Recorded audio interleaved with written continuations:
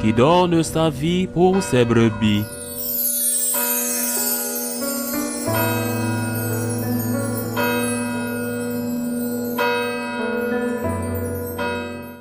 En ce temps-là, Jésus disait à ses disciples, « Veillez, car vous ne savez pas quel jour votre Seigneur vient. Comprenez-le bien. Si le maître de maison avait su à quelle heure de la nuit le voleur viendrait, il aurait veillé et n'aurait pas laissé percer le mur de sa maison. Tenez-vous donc prêts vous aussi. C'est à l'heure où vous n'y penserez pas que le Fils de l'homme viendra.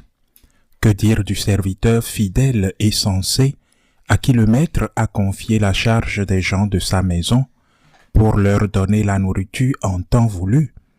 Heureux ce serviteur que son maître, en arrivant, trouvera en train d'agir ainsi.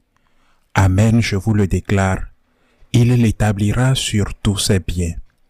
Mais si ce mauvais serviteur se dit en lui-même, « Mon maître tarde », et s'il se met à frapper ses compagnons, s'il mange et boit avec les ivrognes, alors quand le maître viendra, le jour où son serviteur ne s'y attend pas, et à l'heure qu'il ne connaît pas, il l'écartera et lui fera partager le sort des hypocrites.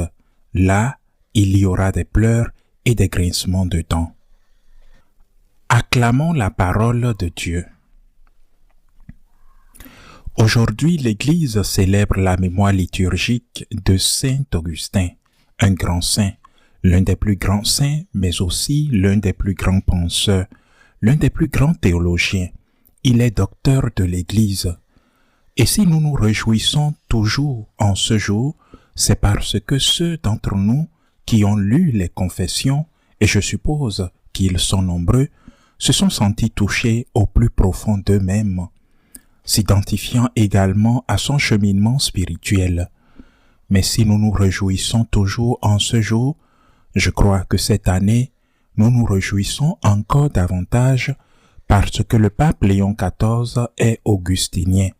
Il a récemment déclaré « Je suis augustinien et je le resterai jusqu'à la fin de ma vie ». Et il a dit cela après avoir été élu pape. C'est donc une occasion extraordinaire voulue par Dieu de rappeler les enseignements de la figure de ce grand saint.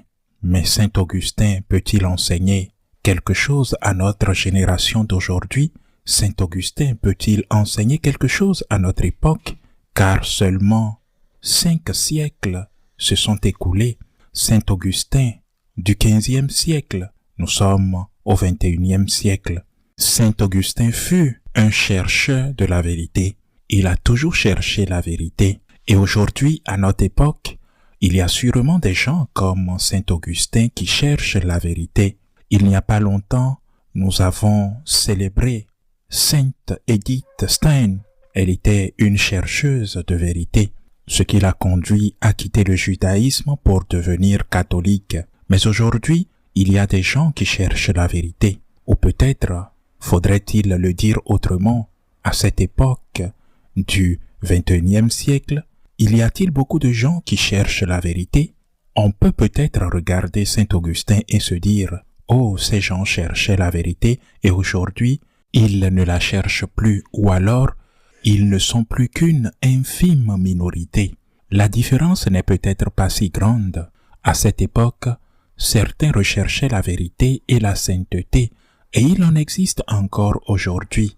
Mais la plupart cherchaient alors à bien vivre, à profiter des plaisirs de la vie, du peu qu'ils avaient, et qui n'étaient pas aussi nombreux qu'aujourd'hui.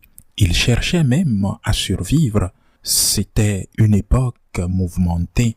La chute de l'Empire romain, la première conquête de Rome par un des généraux barbares, autrefois sous le commandement de Rome, qui s'était rébellé contre l'empereur.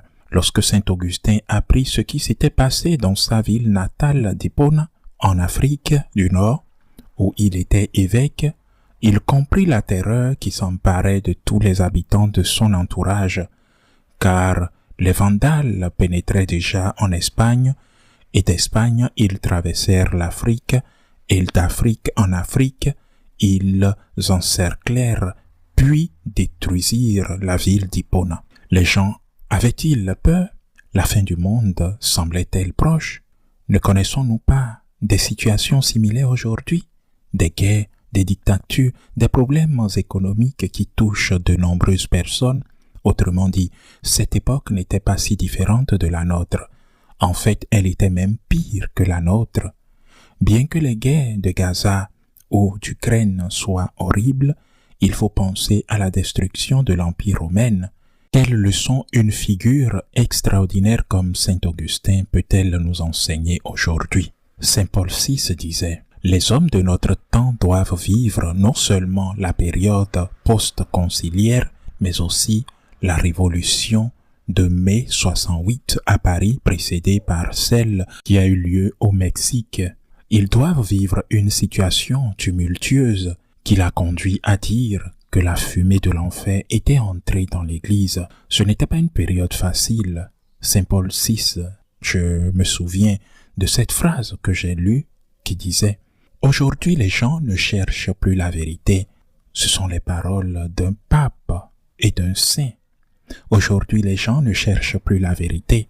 Et c'est pourquoi ils ne suivent pas les maîtres ni les écoutent. Mais aujourd'hui, les gens continuent de chercher le bonheur. Et c'est pourquoi ils écoutent les témoins. » Je crois que c'est là le grand enseignement de Saint Augustin, être témoin. Pas seulement être un enseignant très lucide, mais surtout être un témoin. De quoi et pour qui Saint Augustin fut témoin? De quoi? Saint Augustin fut témoin de sa conversion. Son grand livre, les Confessions, que beaucoup ont lu et moi y compris. C'est un grand livre, pas son seul livre, mais c'est un grand livre. Il est témoin qu'il n'a cherché la vérité qu'en Christ. Il est témoin que le Christ est la vérité avec grande V. Le Christ n'est pas une vérité, le Christ est la vérité. Je me rappelle encore de ces belles phrases. Hier, beauté toujours ancienne et toujours nouvelle. Tu nous as créés, Seigneur, pour toi, et notre âme sera sans repos jusqu'à ce qu'elle repose en toi. Saint Augustin est le témoignage qu'il a cherché et trouvé la paix, qu'il a cherché et trouvé le bonheur. C'est un témoignage. Et ce témoignage, à qui sert-il aujourd'hui? Je crois à une époque, je le répète, différente de celle du XVe siècle, mais présentant des caractéristiques similaires à toutes les autres. Il faut prendre l'exemple de la Révolution française. Notre époque est déjà peuplée et le sera de plus en plus. Plus en plus de gens naissent désenchantés, désillusionnés par ce qu'ils vous promettent le bonheur. Comment promettent-ils le bonheur? Par le bien-être, par la consommation, par le sexe ou par des choses comme la drogue, l'alcool, la débauche, bref, plein de choses. Et cela fonctionne pour beaucoup pendant un temps. Ils pensent d'une chose à une autre, par exemple, d'une drogue à une autre, puis à une autre, puis à une autre encore. Ils passent d'une chose à une autre, d'un amour à un autre, si on peut dire, à un autre, puis à un autre, d'un partenaire à un autre. Où va-t-on avec cette vie? Mais la vie passe, le temps passe, vous allez vieillir, vous allez probablement contracter une maladie au milieu de tant de recherches. Par exemple, avec la drogue, votre cerveau se transforme en un mar d'eau. Et alors, il est peut-être temps de s'intéresser à l'exemple du témoignage de Saint Augustin. Il n'y a pas que lui, bien sûr. De nombreux saints se sont convertis d'une manière ou d'une autre. Je pense à Saint François d'Assise, par exemple. Mais Saint Augustin est un brillant exemple d'homme intellectuellement brillant qui occupait un poste important à la cour de l'empereur, qui se trouvait alors à Milan, qui avait le succès à portée de main et qui ne se sentait ni heureux ni épanoui. Il avait cherché, il était en quête de la vérité, mais au fond, il cherchait quelque chose qui comblerait sa vie et il avait cherché sur le mauvais chemin et qui, après un certain temps, s'est senti encore plus mal qu'avant cette expérience et il s'est lancé dans une autre expérience qui a laissé sa vie encore plus misérable. Il s'est senti encore mal, puis à une autre encore, et il s'est senti encore plus mal, jusqu'à ce qu'il s'abandonne à Dieu. C'est pourquoi je crois que le présent et l'avenir sont et seront une époque de convertis, c'est-à-dire de personnes qui ont recherché la paix et le bonheur et qui ont suivi les chants des sirènes de ceux qui leur promettaient l'argent, le succès, la publicité, on ne sait combien d'expériences, mais qui, à chaque fois, se retrouvaient dans une situation pire qu'avant. Quel témoignage, quel enseignement Saint-Augustin nous donne-t-il également? L'enseignement que nous devons être témoins, des témoins du Christ. Récemment, une personne qui souffre terriblement intérieurement et au sein de sa famille m'a écrit et m'a demandé à quoi servait la souffrance, à quoi elle servait, insistant, non seulement pourquoi, mais à quoi bon?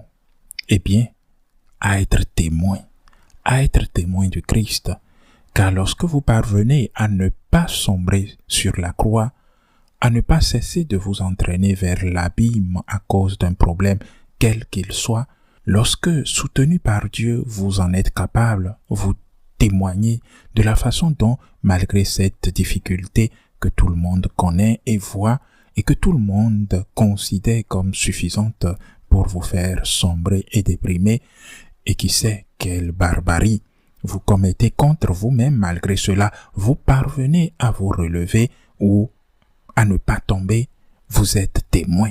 Et vous êtes témoin lorsque, par exemple, vous cédez une partie de vos biens pour les partager avec ceux qui n'ont pas ce que vous avez et qu'ils se demandent pourquoi et que vous dites parce que j'ai une dette d'amour envers celui qui m'a tout donné.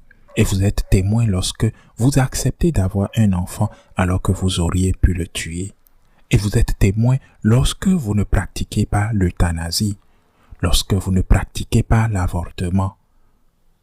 Vous prenez soin de vos parents au lieu de les abandonner, de les oublier.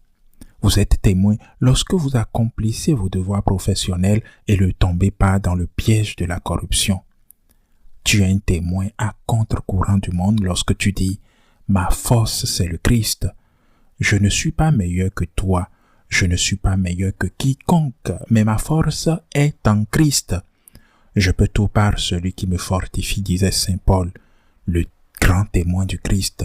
Tournons-nous vers saint Augustin et devenons témoins du Christ comme il l'a su bien fait et devenons des exemples de vie, des témoignages. Parce que notre monde d'aujourd'hui a besoin de témoins. Comme disait saint Paul VI, pour les aider à trouver l'unique personne capable de combler leur cœur. Et cette personne, c'est Jésus-Christ. Ainsi soit-il.